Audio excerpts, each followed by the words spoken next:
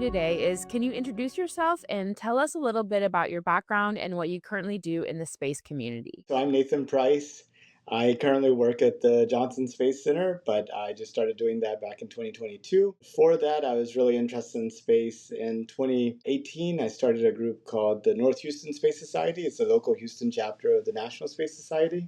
And before that, I attended lots of space conferences. I went down to go watch Elon present in 2016 at the IAC in Guadalajara about what was called then the Interplanetary Transportation System, and now it's called Starship. In fact, just before this call, I was watching Starship Flight 12 test flight. It looks like the ship is doing pretty good. Deployed some satellites and made it through the hottest part of reentry. It'd be interesting to see if they make it. But I was really interested in space ever since I was a child. I think it probably started with my dad taking me to the Johnson Space Center and my friends watching like Star Trek Next Generation and just kind of like general interest in space. When I graduated from high school in 1994, the internet was just taking off, so we were interested in space and computers. And anyway, the internet became a huge thing, and pretty much anybody that knew anything about computers could get a job. And so I kind of went that direction, and now I'm going the other direction. So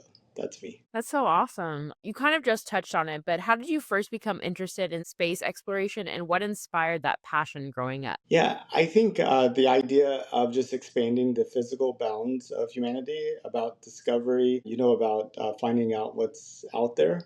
And just as you begin to understand exactly how small the Earth is in respect to the solar system, in respect to the local star systems, the galaxies, the universe, you feel like you've just begun understanding this amazing place we're in. Like Earth is just the start. I'm just excited to push beyond that. I love that. Can you talk about what your career journey has been like and what led you from different industries into work connected to NASA and mission control? Sure. In 94, I graduated from high school, went to college, was interested in getting a job, started working at an internet service provider, providing tech support. That led to a job creating web applications, and then eventually working at Compaq and HP and helping them sell computers online.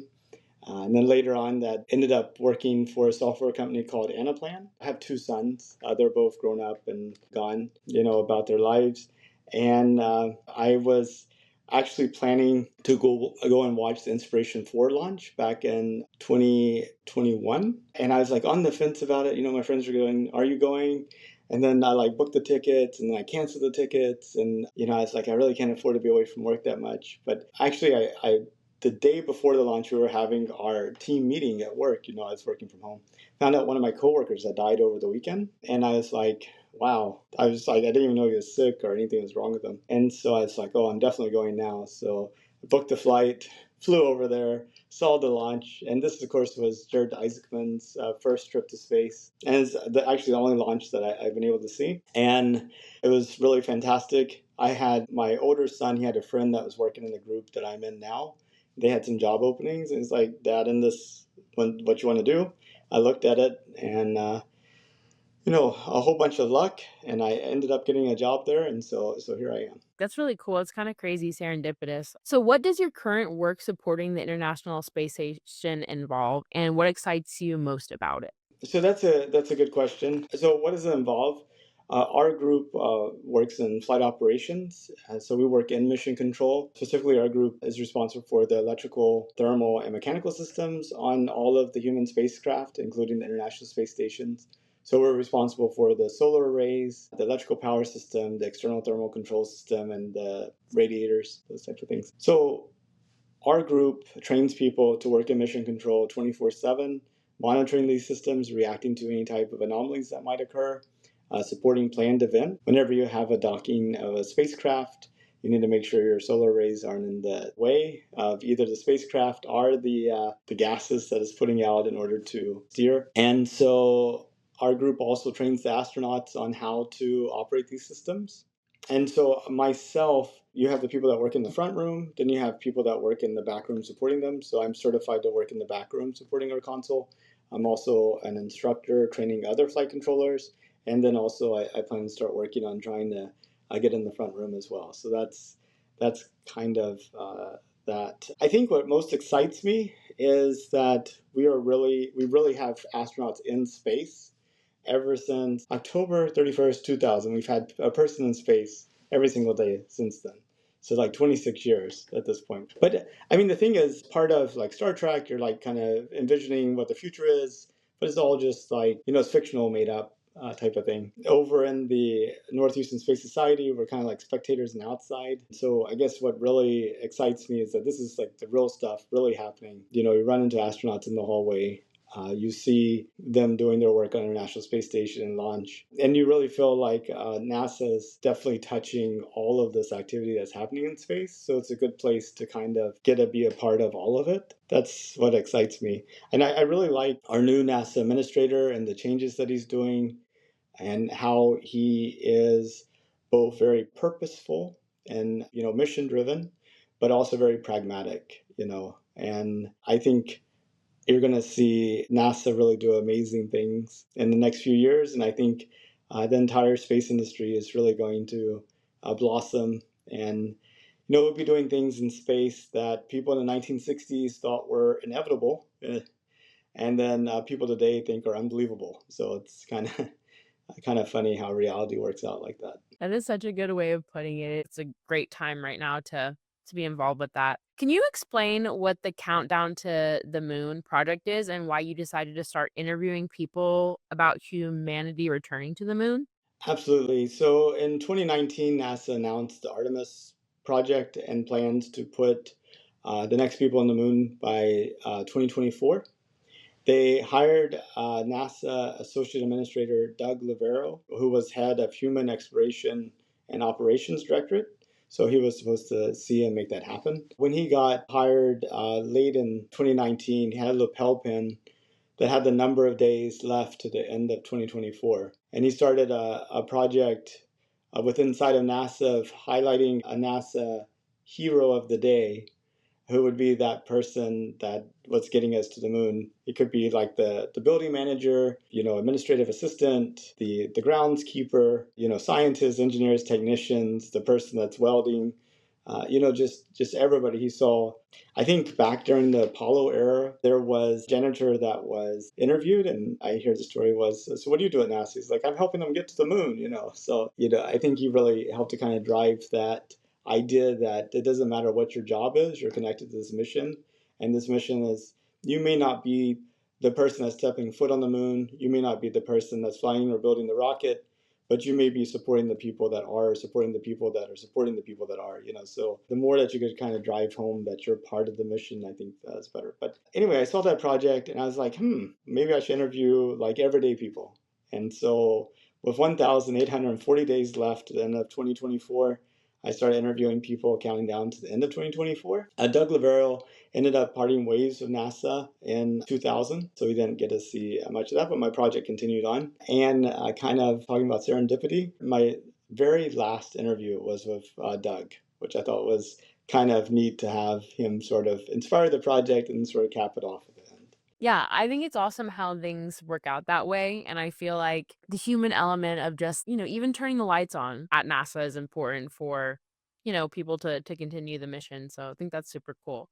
So, after talking with so many different people through your interviews, what are some of the biggest things you've learned about public interest in space exploration? Well, I learned that if you're interested in it, you're deeply surrounded. And if you're not interested in it, you have no clue what's going on. So that's what I learned. And I think a lot of it is a result of the way that information is disseminated in society and how that's changed. Back in 1969, whenever we first had the first people step on the moon, you didn't have the internet, you didn't have TikTok, you didn't have YouTube, you didn't have Twitter or Facebook, Reddit. What you had was maybe one or two newspapers that were published in your community. You had three broadcast television stations. You had maybe a dozen national newspapers. And if you were able to have a news event that was able to make it into all these platforms, you had a very high penetration and society had a very high awareness of what you were doing. In today's platform, I mean, I do not watch the nightly news. I don't read the newspaper, despite having made the front page of the Houston Chronicle, which I thought was kind of cool for my project. It's kind of interesting. Whenever that happened, it was really me going around telling people that I made it instead of them saying, "Wow, I saw you on the paper today," which is kind of backwards of what you would expect from being on the front page of the paper. And I think there's like a bigger issue separate from space and people's knowledge of space is that we are all able to live in our own information bubble and we create our own realities and perception of realities that are completely independent of each other. And we don't have like a common mediating like source of information that we could all look at the same newspaper and say, I disagree with that, I agree with that. We're all in completely different libraries, completely disconnected from stuff. I mean, I guarantee you, if you and I watch the same thing, some of these people that have really crazy ideas watch, we would have those same crazy ideas because we'd be surrounded by them. It's just like we'd be just completely absorbed and consumed, and we'd be stuck in like a informational black hole, unable to escape. That's kind of one of the things that I learned. I also learned that people are sort of generally passively accepting a space. Whenever you go up to somebody on the sidewalk or at the bus stop or in the grocery store or at the, on the fishing pier, and it's like, hey, I'm going to interview you to find out what you think about going back to the moon. There's a little bit of bias already built into that because if they're really not interested in talking to you, they might not be interested in space. And if they are, at least they have a passive interest. Though I did interview one guy who went on and on about how NASA's fake and all this other good stuff. And then I got on the plane with him, so I don't know. It's kind of that's that was quite an experience. But he was just like really convinced. Also, one other thing I learned is people are really smart. I think sometimes we get a feeling that our society's not smart, but whenever you ask people questions. I think people are being asked the wrong questions in society. If you ask them like a thought provoking question, like, where do you see humanity in 500 years from now? You get interesting responses. But if you ask them, why don't you switch to Geico and save 20% on your insurance? That drives a different level of kind of thinking. And that's the type of questions that people are constantly being asked. So you don't get to see their brilliance. I think it was kind of cool to be able to see a wide range of people and how they're sort of processing the current realities and perceptions of the futures and things. And if you look at the interviews, there's a big spectrum of people. There's even some people out there that are like, it'd be good if humanity ends on Earth. That'd be somehow better for the universe. And then I'm like, who's the universe for if it's not for us? Anyway, so. That kind of leads into my next question a little bit, kind of what you were speaking to about being almost like in your own silos, your own echo chambers. Why do you believe that like storytelling in this way and community engagement are important when it comes to the future of space exploration? Yeah, nobody is interested in astronauts stepping on the moon to the same degree that they're interested in them stepping on the moon. So, storytelling is a powerful way to take people and put them into the scene. And I think the greater that you're able to do that, the better. Pan Am, which was like a airplane company back in like, I guess the 60s and 70s, they did like some type of frequent flyer program. They just thought it'd be eventually they would have flights to the moon or something like that. And you could go ahead and sign up and be part of the Moon Club. And, they got so much excitement from that. And I think like the whole teacher in space back in like 1986, a lot of people were interested in that because first you had the teachers and then you're like, oh, that could be my teacher, or they're from my community. I think people are far more interested. It's like, you send 4 astronauts around the moon. People are like, that's great, but what does it have to do with me? Are you going to send me around the moon? In fact, I remember interviewing one of my nephews, and I think he was like 4 or 5 at the time. He's like, am I going to go to the moon? That's what really excites people is like, are you going to go to the moon? And I think we're on the verge of that happening, actually, where you and I could literally go out into space without becoming multi-billionaires. Yeah, I really like that, and I definitely agree. I do feel like people like hearing stories that could potentially be them one day, and I do feel like as we delve more into it, I do think that that could be a reality. So I think that's awesome. Switching gears a little bit, could you talk a little bit about the North Houston Space Society and the role it plays in connecting people to space exploration? Yeah, so the Johnson Space Center is on the southern side of Houston, where the North Houston Space Society meets up there at the Barbara Bush Library. It's about an hour to get to the Johnson Space Center. So even though they're both Houston, it's definitely a different community. And there's really not many space activities up there. We have some astronomy clubs, which are amazing. But in terms of like talking about Starship and, the moon base and Artemis and Mars rovers and things like that, we really didn't have anything. So I wanted to find a group of people to meet and kind of talk about it. We could invite guest speakers, which we've invited people from NASA, from industry, from academia, people who are just interested and put together a topic. I have monthly meetings at the library. They're open to everybody. Sometimes we just have people come through and just like, hey, check this out. What is this? Because, really, in order to reach people who their algorithms aren't tracking that they're interested in space, the only way you're going to do it is personal connection and in physical presence.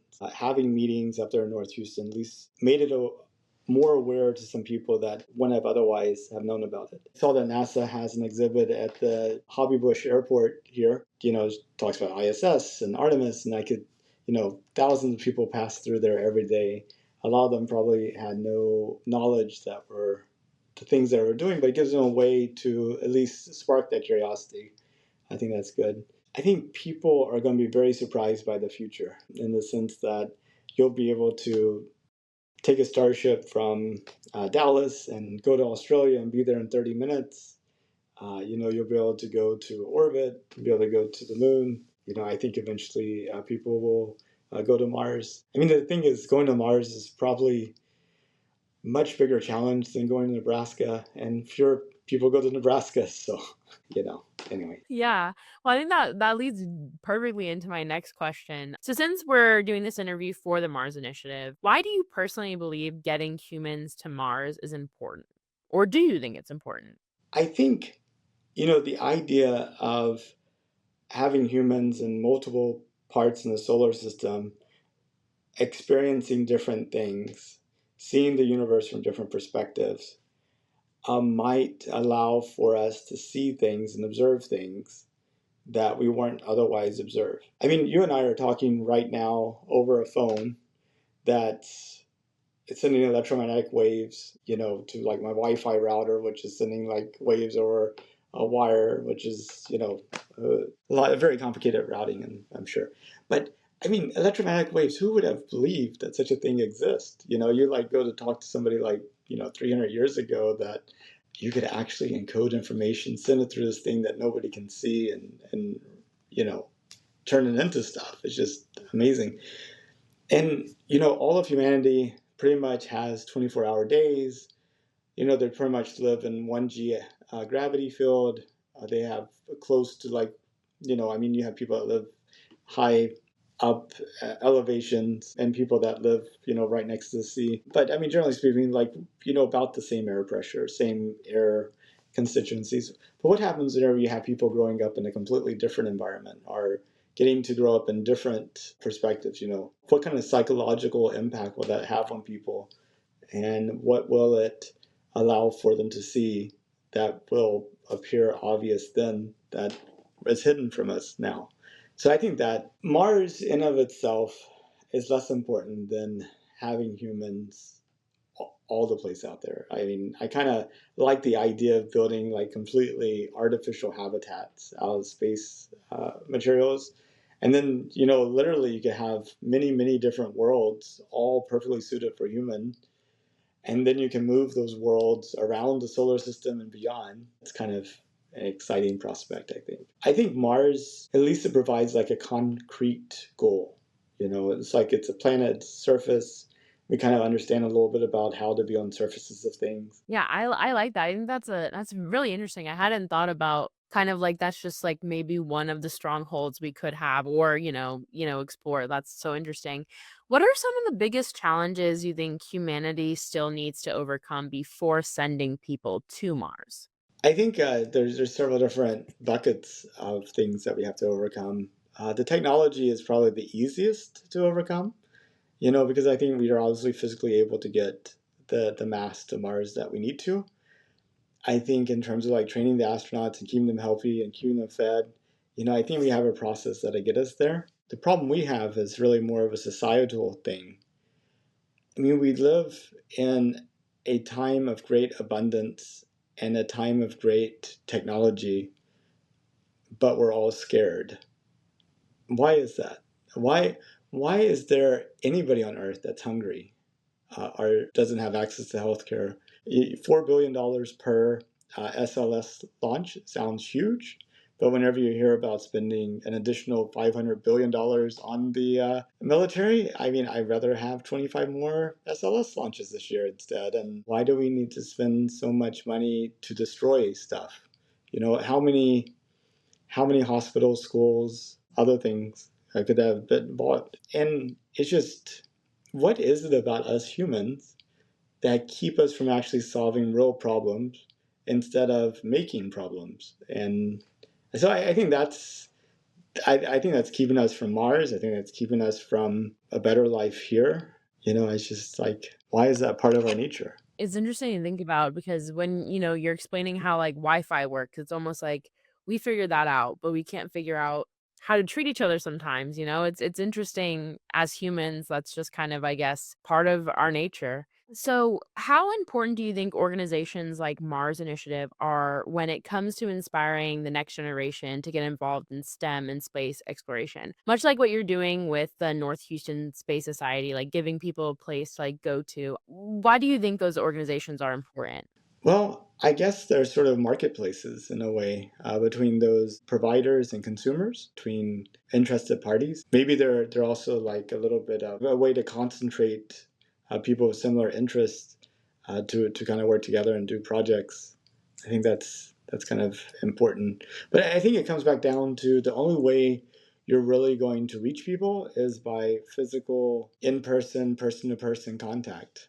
So if the Mars Initiative is able to bring together a group of people that is interested in reaching other people and then creating opportunities for them to reach out to them, then it seems like a good thing. Yeah. So for any young people who are watching this who dream about maybe one day, going to Mars or, working in the space industry, what is some advice you could give them? Well, let's see.